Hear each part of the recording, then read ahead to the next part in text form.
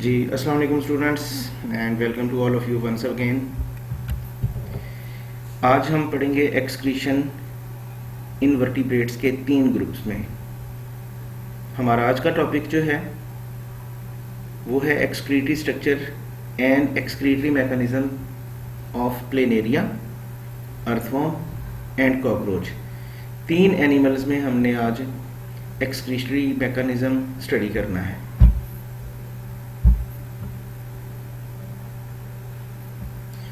First comes the excretion in planaria. सबसे पहले हमने प्लेनेरिया में एक्सक्रीटरी स्ट्रक्चर्स देखनी है इसकी, और फिर मैकेनिज्म ऑफ एक्सक्रीशन इसका देखना है।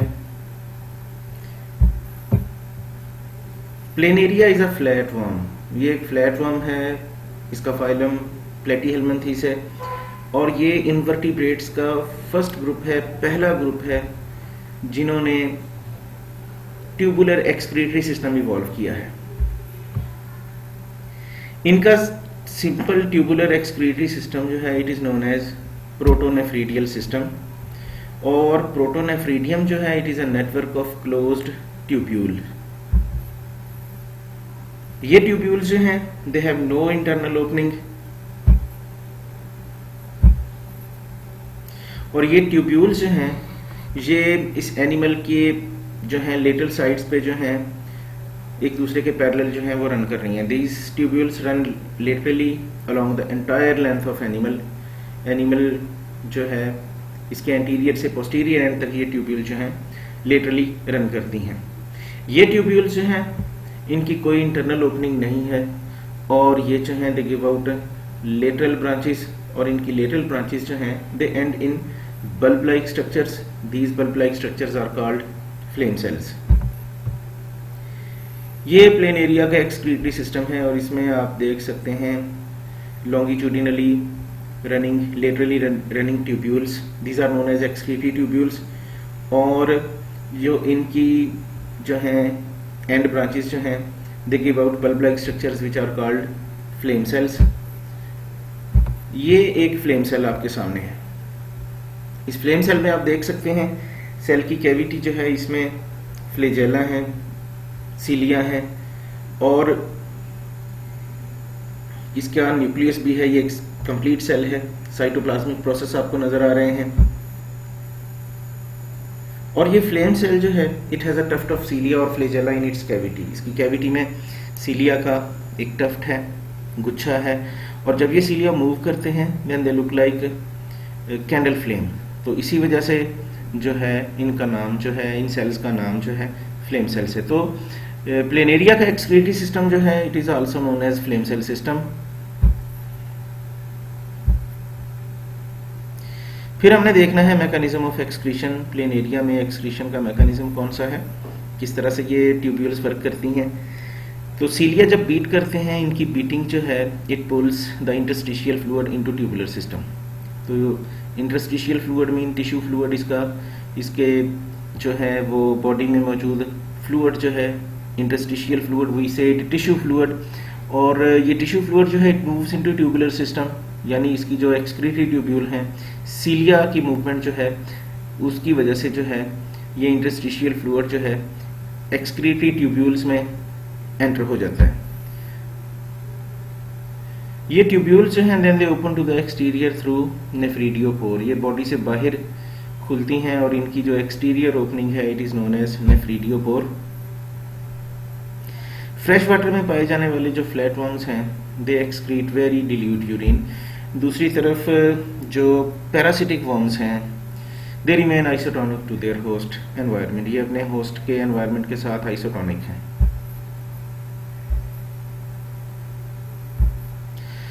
फिर हमने देखनी है excretion in earthworm. Earthworm is a segmented worm. इसका बॉडी जो है वो एक्सटर्नली इंटरनली सेगमेंटेड है। इसकी आपने देखनी है सबसे पहले एक्सक्रीटरी स्ट्रक्चर। तो अर्थवर्म की एक्सक्रीटरी स्ट्रक्चर्स जो हैं they are known as metanephridia. Earthworm is a segmented worm, इसलिए इसकी जो एक्सक्रीटरी स्ट्रक्चर है मेटानेफ्रीडिया जो है they are also known as segmentally arranged tubule. यानी ये ट्यूब्यूल्स जो हैं मेटानेफ्रीडिया जो हैं ये इसके बॉडी के हर सेगमेंट में मौजूद हैं, और इनके बॉडी के हर सेगमेंट में मेटानेफ्रीडिया का एक पेयर है। ये मेटानेफ्रीडियम जो है ये एक लंबी एक लॉन्ग ट्यूब्यूल है, नैरो है and it is a coiled tubule. इसके दो पार्ट्स हैं। इसकी इंटरनल ओपनिंग है, एक सिलिएटेड ओपनिंग है। This ciliated opening is called a nephrostome. और ये नेफ्रोस्टोम जो है ये फनल की शेप है इसकी, it is funnel shaped and it is immersed into coelomic fluid. इसके बॉडी फ्लूइड में, सीलोमिक फ्लूइड में जो है ना, ये सीलोमिक फ्लूइड, इसकी जो नेफ्रोस्टोम है it is immersed in its coelomic fluid.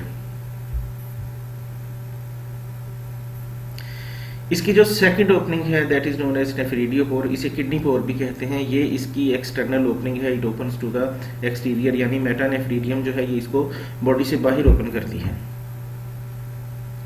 ये ट्यूब्यूल जो है it is surrounded by a network of tubule, network of capillaries. Remember invertebrates में एनालिड्स जो हैं it is the only group which have closed circulatory system, इसीलिए इनमें blood capillaries भी मौजूद हैं। और जो इस मेटानेफ्रीडियम का कॉइल्ड पोर्शन है, ट्यूबुलर पोर्शन जो है it is surrounded by a network of capillaries. ये आप देख सकते हैं, there is a pair of metanephridium in each segment of the body. Body के हर सेगमेंट में मेटानेफ्रीडियम का एक पेयर है और इसमें आप जो है कैपिलरीज भी आप देख सकते हैं, नेफ्रोस्टोम आप देख सकते हैं और नेफ्रीडियोपोर जो है it opens to the exterior.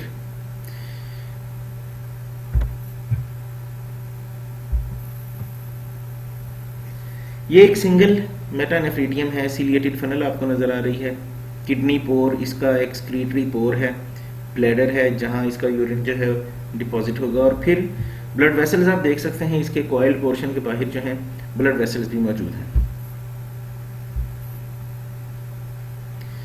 Excretory mechanism हमने देखना है इसका, तो इसकी जो नेफ्रोस्टोम है, सिलिएटेड फनल जो है ये वेस्ट प्रोडक्ट्स कलेक्ट कर लेती है इसके सीलोमिक फ्लूइड से। वजह इसका सीलियरी मूवमेंट है, इसके सीलिया जो है वो बीट करते हैं और इस सीलियरी एक्शन की वजह से नेफ्रोस्टोम जो है it collects waste products from the coelomic fluid.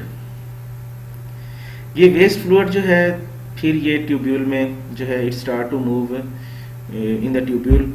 और ये फ्लूइड जो है जैसे जैसे ये मूव करता है मेटानेफ्रीडियम में, तो जो इसमें मौजूद वेस्ट फ्लूइड में मौजूद सॉल्ट्स हैं, वाटर है, they are reabsorbing to the surrounding capillaries. Tubular portion के बाहर आपने देखा कैपिलरीज मौजूद हैं और ये कैपिलरीज जो हैं इसे सॉल्ट और वाटर को रीअब्सॉर्ब कर लेंगे। Remaining waste is known as urine और ये जाके थोड़ी देर के लिए इसके ब्लैडर में स्टोर होगा and finally it is removed through the नेफ्रीडियोपोर।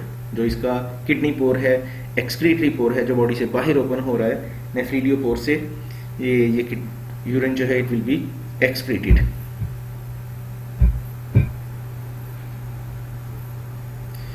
Finally हमने देखना है एक्सक्रीशन इन कॉकरोच। तो कॉकरोच में एक्सक्रीटरी स्ट्रक्चर्स और excretory mechanism. Excretory structures cockroach की जो हैं they are known as Malpighian tubules. तो ये मेलपीजियन ट्यूब्यूल्स का नाम इनके डिस्कवरर की वजह से है, डिस्कवरर का नाम मेलपीजाई था, so the name Malpighian tubules. These are blind ended tubules, यानी इनके सिरे बंद होते हैं। और मेलपीजियन ट्यूब्यूल्स जो हैं they are fine yellowish thread like structures, blind ended tubules हैं and there blind ends are suspended in haemolymph. Haemolymph mean इसका आप सर्कुलेटरी फ्लूइड कह सकते हैं। ये ट्यूब्यूल्स जो हैं ये फिर ओपन कहाँ होती हैं, दे ओपन इनटू इट्स गट, इसके डाइजेस्टिव सिस्टम में जाके ये ओपन होती हैं। और इंसेक्ट्स जो है एनिमल्स का, ये only it is the only group of animal, ये वाहिद ग्रुप है एनिमल्स का जिनमें एक्सक्रीटरी स्ट्रक्चर्स जो हैं they are associated with digestive system. बाकी जितने भी एनिमल्स हैं throughout the animal kingdom excretory system और न्यूट्रिटिव सिस्टम के दरमियान किसी किस्म की स्ट्रक्चरल और फंक्शनल एसोसिएशन नहीं है। सिर्फ इंसेक्ट्स ही एनिमल्स का ऐसा ग्रुप है जिनमें एक्सक्रीटरी स्ट्रक्चर्स जो हैं they are associated with the digestive system. फिर हमने देखना है कॉकरोच में एक्सक्रीटरी मैकेनिज्म कौन सा है। तो मेलपीजियन ट्यूब्यूल्स जो हैं they collect the excretory products from haemolymph.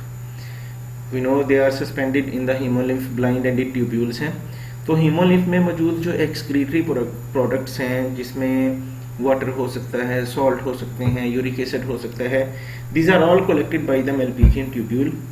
और मेलपिजियन ट्यूब्यूल से ये वेस्ट जो हैं जैसे ही मेलपिजियन ट्यूब्यूल में एंटर होंगी, then they are transported to the hind gut from the haemolymph. ये वेस्ट जो हैं they enter the tubule, tubule में एंटर होंगी और ये ट्यूब्यूल इनको जो है मेलपिजियन ट्यूब्यूल से हैं, ये इन वेस्ट को जो है वो हाइंड गट में पहुंचा देगा।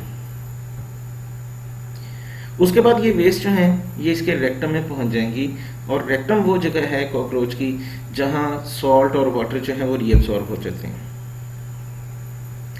रेक्टम से जो है नाइट्रोजीनस वेस्ट जो है finally they are excreted in the form of solid crystals which is called uric acid.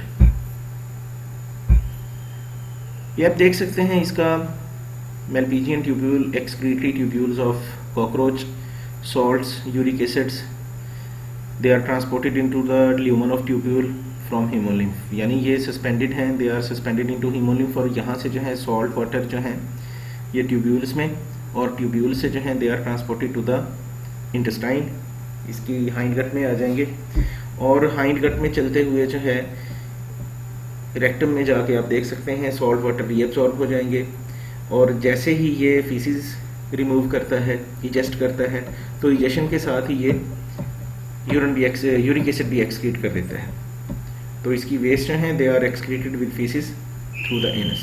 So this is all about today's lesson.